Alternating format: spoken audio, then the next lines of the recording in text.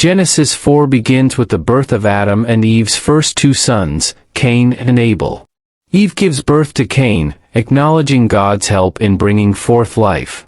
Abel, Cain's younger brother, is also born. Cain becomes a farmer, working the soil, while Abel becomes a shepherd, tending flocks. The offerings and God's favor. Cain and Abel both bring offerings to God. Cain offers fruits from the ground, while Abel offers the fat portions of the firstborn of his flock. God looks with favor on Abel and his offering, but not on Cain and his offering, which leads to Cain becoming very angry and downcast. The first murder. God speaks to Cain, warning him that sin is crouching at his door, desiring to have him, but he must master it. Ignoring God's warning, Cain invites Abel to the field where he attacks and kills him, committing the first murder. God confronts Cain, asking him where Abel is. Cain responds with the infamous line, "Am I my brother's keeper?" God declares that Abel's blood cries out from the ground and pronounces a curse on Cain. He is banished from the land and condemned to be a restless wanderer on the earth. The mark of Cain. Cain expresses fear that he will be killed by others as he wanders.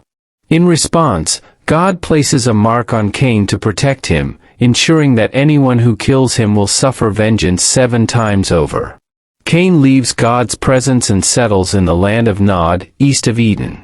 The descendants of Cain.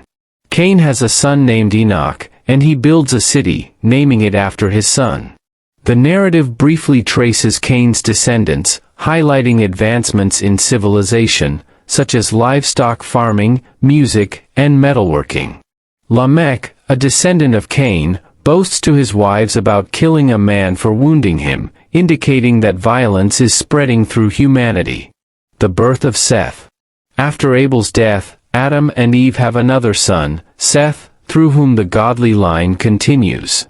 During Seth's time, people begin to call on the name of the Lord, marking the start of organized worship. Key themes in Genesis 4. 1. Sin's escalation. The chapter illustrates the rapid spread of sin from disobedience in Genesis 3 to murder in Genesis 4, showing its deepening impact on humanity. 2. Consequences of sin. Cain's story highlights the personal and social consequences of sin, including alienation from God and others.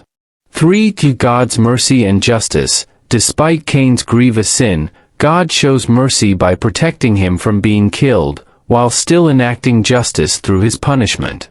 4. The development of civilization. The chapter notes the beginnings of urbanization, arts, and technology through Cain's descendants, indicating humanity's cultural progress even amid moral decline. 5. The continuation of God's plan. Through Seth, God ensures the continuation of the godly line, leading to the eventual fulfillment of his redemptive plan. Genesis 4 is a crucial chapter that highlights the deepening effects of sin on human relationships and society, while also pointing to God's continued involvement and mercy. I hope this overview of Genesis chapter 4 has been a blessing to you.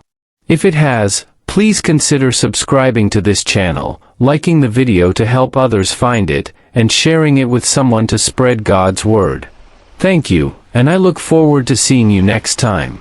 God bless you.